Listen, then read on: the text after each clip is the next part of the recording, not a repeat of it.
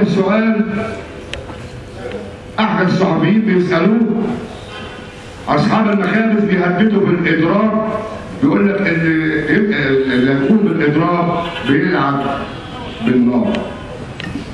ثم نفاجئ النهارده اللي بيقول لك ان السجون مفتوحه والقرار قرار مش عارف 45 والقرار مش عارف ايه قرار ايه. انا بقول له وانا اتحمل مسؤوليه هذه الكلمه، الرزق بتاع ربنا والعمر بتاع ربنا يخشى الطرف في النار في ميدان عام.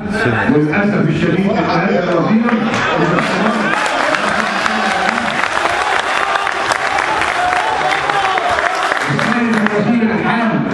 تسبب في كارثه ويتسبب في ثور الجياع، لان مش عبد العال مش بس اللي منفعل، جميع محافظات مصر ما عدا محافظه بورسعيد منضمه معانا لكل تصرفاتنا. انا ليا هعرض على سيادتك مطلبي وندعو الله سبحانه وتعالى ان يكون يعني